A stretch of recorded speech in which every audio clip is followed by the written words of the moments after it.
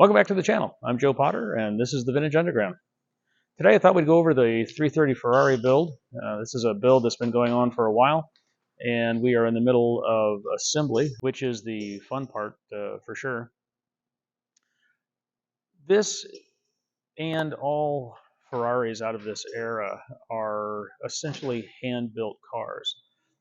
Certainly these GT cars were more production-based than some of the other cars, but they are still essentially hand-built cars. And there's many cars like this in this genre, a lot of launches and Abarths, and you can just go on, Lamborghinis and Maseratis, and all those cars out of the 50s and 60s were very limited production compared to the muscle cars and that kind of stuff, where these guys were making hundreds of cars. Ford would be making tens of thousands or hundreds of thousands or a million. And the scale is so massively different, and it's a completely different approach when you're building one of these cars, restoring it. On a situation where you have a production car, it's can be easy to trace what is absolutely correct or what was original on the car. Often there's a lot of documentation. Ferraris are actually reasonably well documented. A lot of them aren't.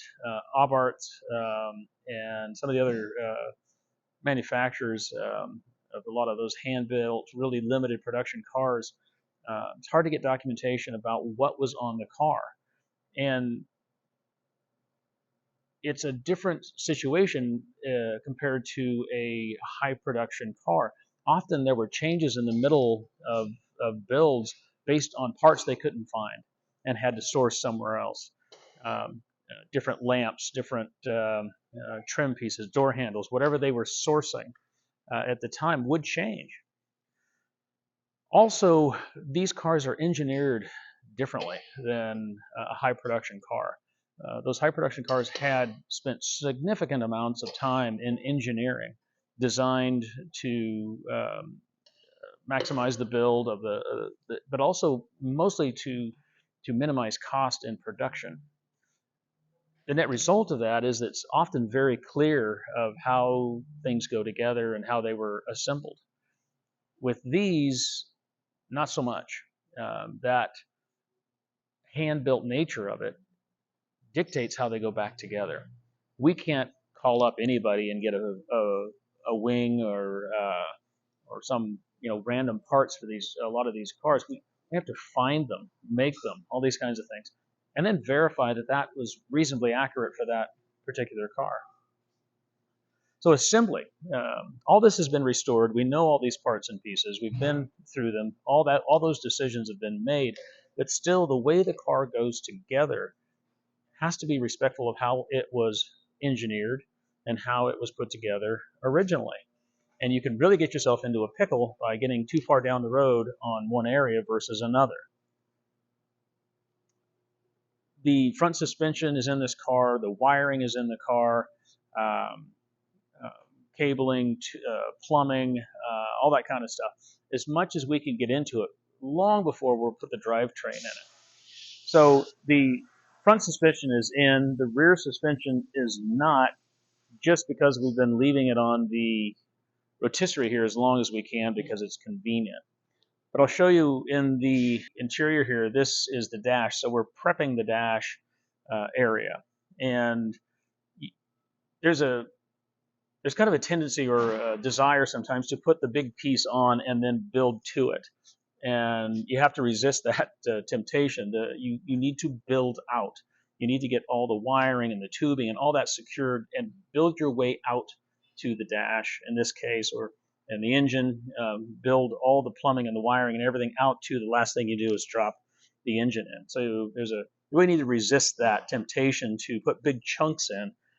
It's the little bits that count here that'll actually make it so you don't have to go backwards. So this is all being prepped. And over here I'll show you the dash.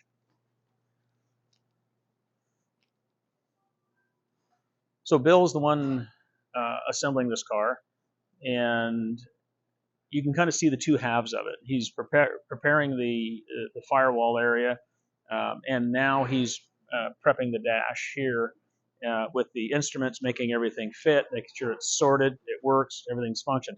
All this has been rebuilt, all the instruments have been rebuilt, switches and all those kinds of things, but still we need to make them work and function one by one before we commit it to the car, just so we don't go backwards. When you're restoring something and you've got fresh paint, fresh wood, fresh finishes, and all those kinds of things, if you have to take it apart again, it just puts it all at risk. So you do want to work out to the last thing you do is the big pieces coming together. So this is kind of, you can kind of see this play out. Now at some point here, we'll do a transfer to upholstery, and it'll kind of be doors on the car, the beginnings of the windows. We need to put the headliner in before we put the screens in, the front and rear screens in. So at some point here, we'll do a transfer to upholstery to have those guys finish it out, and then we'll come back again and mechanically finish out the windows, the doors, and put the glass in the car. So there'll be a transfer here at some point on that, and it has to be kind of a hard transfer. It's hard to do mechanical assembly. The processes are so different between upholstery and mechanical assembly, and we don't want to put any of the upholstery at risk. So it tends to be a clean break and a swap back and forth. So that's coming pretty soon, probably after we get the dash in it and a few other little things interior to the car, and then it'll switch over there. So a little bit hard to see, but down in the engine compartment, everything's been prepped. The steering column is in, the bulkhead, steering box, the tie rod ends, the front suspension, the components, everything's sorted. Wiring has been laid in, plumbing is being laid in, the speedometer, or excuse me, in this case, the tachometer. All this is being fully prepped before we put the engine in here. The engine has been run on an engine dyno. We know it's solid. We know it's good. We know it produces the power it's supposed to, and does what it's supposed to do. So all that is done so that we don't put all this at risk trying to make an engine or figure out if we have a solid engine while it's in here. These aren't fun to get in and out. You do have to be very, very patient. And what we don't want to do is pull it out. It needs to be solid. So the no oil leaks, everything functions, sounds good, no weird noises, anything like that. That way we drop it in here, we plumb it, and we know we're solid. We don't have to go backwards. That's the biggest risk when you're assembling a car, is having to undo things you've already done. So I think that's about it. We're looking pretty good on this. It's the middle of winter. So we should be finishing this one up reasonably soon.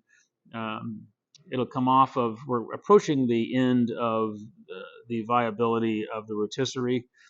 So shortly here, it'll go on a lift, and we'll put the fuel tank in, and then the rear suspension, and then it'll be on its feet, and kind of a big hurdle beyond that. So, and we'll have to do that before we put the engine and trans into it. It's too much weight for the rotisserie to do that. So we're getting close to that moment as well, where it'll actually be on its feet and along with upholstery. So got some big milestones coming up on this one. Really feeling good about this build. Really happy with the outcome. So I think that's about it. We do appreciate you watching. Please do like and subscribe. We'll see you on the next one.